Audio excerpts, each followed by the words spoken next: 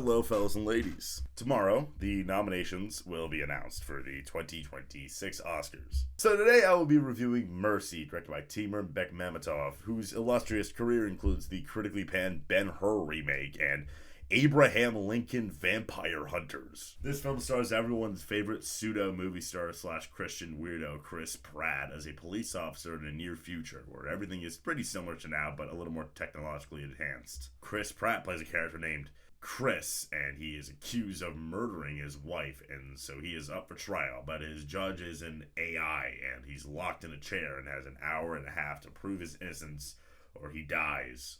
And yeah, this movie sucks. It's really, really bad. Most people watch this are like, yep, that tracks. That about makes sense. We knew it when we saw the trailer. We knew it when we saw the poster. The idea of watching Chris Pratt sit in a chair for an hour and a half is just not a good time. Chris Pratt has just, I feel like this experiment of Chris Pratt as a movie star, I think it failed. It's been a decade now, and it just has yet to take off. Chris Pratt has had success, but, always because of the IP he's in. Slowly morphed into the Russo brothers of actors, where they were given success and now he can't help but think that he's talented. And this movie, again, a lot of this movie is just him in a chair.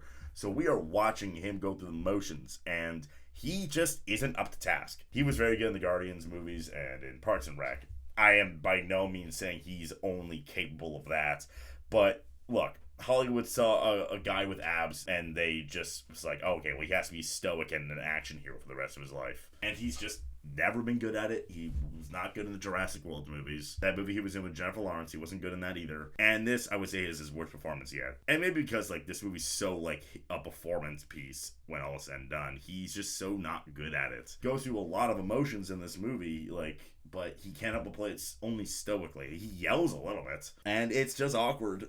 In terms of the idea, honestly, there's a way to pull this off. Obviously, a guy sitting in a chair isn't exactly the most exciting thing in the world, but it's a guy proving his innocence, that he didn't murder his wife. That is interesting. It's an intriguing, enough concept, I suppose. And there are, sliver of moments when, tension is there. But this movie kind of, operates almost in kind of those, not exactly like it, but, that movie Searching with John Cho. A lot of this movie is using, phone and computer data and, camera, phone footage and, security footage to prove his innocence. And it just kind of feels awkward. The moments when he's, on FaceTime with people, it's so awkward. It doesn't work, and it halts the momentum of each of these moments all the time, because, there's no other way to do it, but this concept in general is just, there's a way to make it work, and I just don't think Timur Bekmambetov did it right. This movie's writing is bad. It's bad. I don't even talk about Rebecca Ferguson. Her performance is, completely fine. Nothing great, nothing bad either. She plays a robot, and Chris Pratt is more robotic than her. But, her storyline is so obvious. She's an AI, but she learns how to feel. And then, because of this ticking time bomb idea, the movie, kind of wastes its time a little bit. And, it'll just be oh, here's 5 minutes on his alcoholism. And I'm just hey, time's a ticking, buddy. And by the time the mystery is solved, it feels so rushed and half-assed. It's hey, you have this amount of time left. He's oh, shit. Oh, I figured it out. And the second I saw a certain actor in this movie, I thought, they did it. It's that person. I do not care what you can say.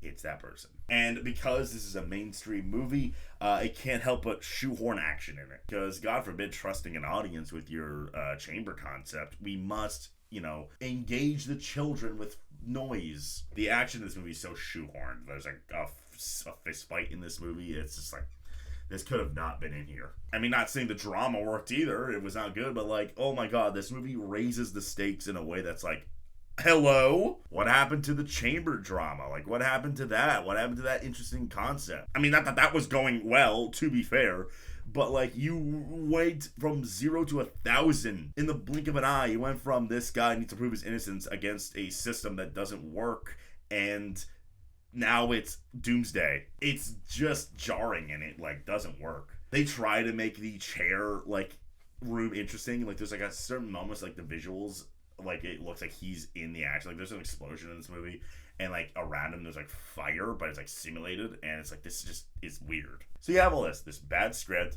poor direction, terrible like performance that this movie leans on, forced action, and laughable visuals.